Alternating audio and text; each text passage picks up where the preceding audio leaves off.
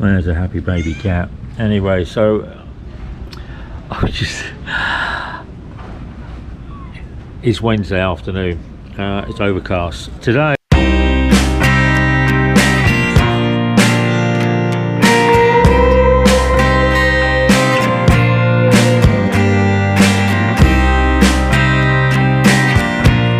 It's Gamagawa to fix. So when you're looking at vloggers, and I see many of them, and I see lots of YouTube channels, you'll see people saying no fixers, no fixers, no fixers. In the US, fixer is something that's part of a criminal activity. Here in the Philippines, it's part of life. Anything that's got, my understanding, anything that's got red tape associated to it, people want to fast track that red tape, so they will either follow the process that the government are turning around and saying, or the administration is turning around and saying, you need to turn around and do this, but it's a process that forces people to engage in fixing, or they know somebody, or somebody knows somebody that can turn around and fast track it, so you don't have to sit in an office for downtown if you're doing your BIR, or you're registering for a TIN number, or you're doing your driving license, or you're doing your medical drugs test for your driving license, or you're opening up a bank account, or you're doing land registry, or you're registering a house, or you're buying property, or you're buying a condo, or you're getting health insurance. There are loads of people that know people here in the Philippines that for a payment, and it ranges from around 300 peso up to 5,000 peso to engage a fixer, and it's illegal here. It's illegal, and there are two laws. There is a RA 11084 or 994, and that is a law that was passed back in 2018, which carries a 6-year jail term and a 2 million peso fine for circumventing, or being part of circumventing, the government's red tape for official documentation. The second rule is 93004, and I don't know whether that's an RA or an SA. It just turns around and says that this is the law you're breaking, and it's with the LTO, and that means if you're found to be breaking the law regarding your picture, your address, your citation, cleaning your record on your license to get rid of the citations on it, doing falsification of your medical, falsification of your drugs test, falsification of your exam, falsification of your seminar, falsification of your age, you can turn around and be prosecuted. But on the LTO, I don't know what the figure is for, if it's jail time or it's a peso fine. But there is a there is a way around everything if you have access to fixers. Now, they're not all I've had lots of offers here for me when I was doing my visa. People, I go down to the visa office, people would come up and they would turn around and say, we can do it. Well, hang on a minute, I'm not interested. And that's, you know, you have to push back and say that you're not interested. You don't want to turn around and get involved in that avenue of deception. But people do it. And when I went to the LTO the other day, it's got all these fixer signs up, and when you go to government buildings it's turn away fixers. But the reason for the vlog today was that Annie was at school doing her schoolwork, and she was being they were asking her what she would like to do, and Annie would like to go and work within government, and one of the two people that were in there was turning around and saying that, you know, in the BIR you will come across people that are fixers working in the BIR, and it's an ancillary payment to their wages,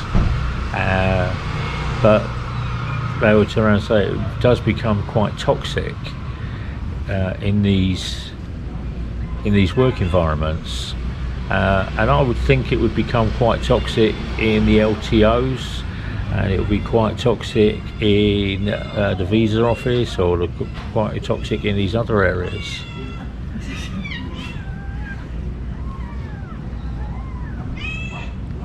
And it will be quite toxic in these other offices if you turn around and you become, you know, tied up in getting some of your legal documentation, i.e., you know, if you're looking to turn around and buy a house, or you're looking to land register and somebody comes up and says they can fix it and get it sorted out. The bit that I find difficult to understand is the trust. Is the paperwork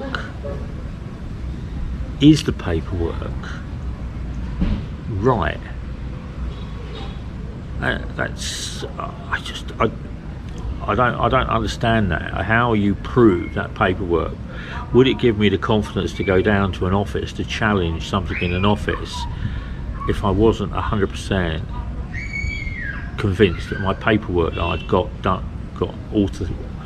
authenticated by a fixer was right? So today it's this gamagawa, meaning fix, to fix. That's the local language. Hopefully I'm pronouncing it right, but that doesn't mean fixer, that means somebody to fix. Could be a painter and decorator, could be a plumber, could be an engineer, could be a tiler, could be a builder, but under that auspice is this fixer. And as I've said, you need to make a payment, and depending on the level of risk, that's how I'm ascertaining it, depending on that level of risk in that government office depends on how high up that salary is going to be. You know, you're going to have to turn around, if you go down that route, you're going to have to know somebody, and you're going to have to give them a payment. Then that person's going to know somebody that's going to have a payment. Then there's somebody in the office, yeah, that works access to filling out this paperwork, that's going to have access, that's going to need a payment. And depending on how many levels of payment depends on the overall cost to you from the fixer. Now, once you've made that payment, what's to stop that person, as a foreigner, just disappearing? You can't exactly go to the police, can you? Turn around and say, oh, I've just been scammed because I've been paying a fixer to do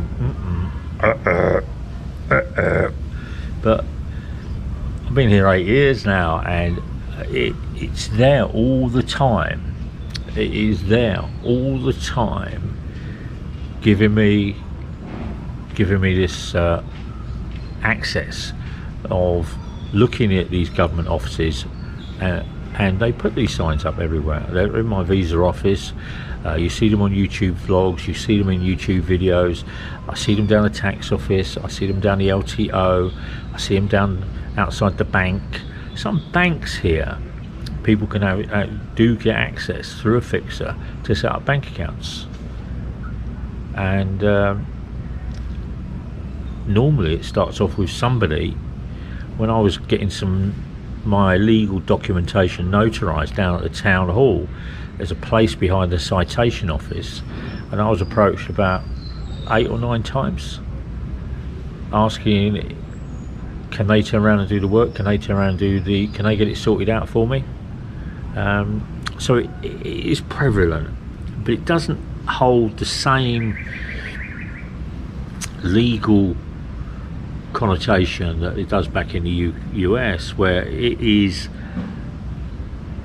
people involved in criminality. Here it's more seen as, oh yeah, we can cut the red tape, and it's that red tape, simplifying that red tape gives the fixer the opportunity to come in and help you, because that red tape takes time, a lot of time, and that, I must say, it's taken me a while to understand it. And you just have to say no, you just have to put your hand out and say no. But wherever there's going to be bureaucracy, wherever there's going to be this overload of red tape, simplifying the red tape here would simplify the issues. If you went in and you turned around and had your paperwork, and the girl there turned around and did everything and stamped it and went from it, but that doesn't happen. What actually happens is you go in, but you need to turn around and fill out form number 1 from over there. Then you go and do that, then you come back, then you go, oh, you need to turn around and do part 2 over there. Then you come back and you do that, then you've got to go and do part 3 over there. Then you've got to turn around and do part. As soon as you're taken away from that office, in my opinion, you then open up the door for somebody to go and do that, somebody to go and do that, somebody to go and do that, and pull it all together and put it on the table. So but then, because they're living in that office all the time doing that paperwork, they then know how to circumvent and how to bypass and go to the face that they know and say, here we go, and just hand it over and walk away from it. Now, they don't stay there and they don't hang around. The person doesn't stay there and hang around. They just hand over, put it through there, and they might even push in at the front of the queue. They just put it through and then they walk away. And they will come back the next day or 2 days later and then turn around and pick up the paperwork. You don't pay them in the office, you pay them outside the office, off the government building plot. It might be in a coffee shop, might be in a carinderia, might be somewhere. You pay them, but then they turn around and say, come at 1 o'clock. They give you a text number, you text them. Now, if the person on the phone that you're texting doesn't trust you, or turns around and says, oh, can you call me, because they want to talk to you, there is a little bit of insecurity creeping in about what you're asking them to do. They're not trusting you because it's their job on the line. So you end up having this conversation before you get to the office, and what you do is you turn around and it's saying, call them, text them, and they turn around and say, call me back. You call them back, pick up the phone and go, hi, and go, yeah, 10 minutes. And you make sure you're there in 10 minutes. You're standing there and they're looking to see you while they're doing their normal job. Then they wave you over, you go over, pick up your paperwork, and you're gone. Or the other way is they take the paperwork and they insert the paperwork into the proper process, giving you the finishing documentation, from an unsuspecting person in the process of red tape. So you might have five parts to red tape, but you need to get past the medical, you might need to get past something else, or you might need to get past something else. This person can bypass the first stages, sign it all off that it's all correct and everything done, then turn around and insert it at level 3 or level 4 before level 5. Yeah, so it's here in the Philippines. It's wherever you want to find it, you'll find it all the time in red tape situations, all the time in official documents, all the time in government buildings, hospitals, tax office, visa office, land registry, LTO, driving. It's there, and you can't get over it. But there are 2 laws, as I've said, and it's quite amusing for me, because when I came here, I'd never come across red tape in the UK. It was either black or white, or it worked or it didn't work. That was it. But here in the Philippines, it's part of life, and everybody will know a fixer for the tax, a fixer for the visa, a fixer for the bank, a fixer for the land, a fixer for... There will always be somebody that knows somebody that knows somebody that can get it done quickly. So, moral of the story, don't get involved in it. Just follow the process to make sure you don't compromise yourself living here in the Philippines. And if you are a fixer, don't take it personally. It's just my vlog. Take care. Like, share, subscribe. It's gonna rain.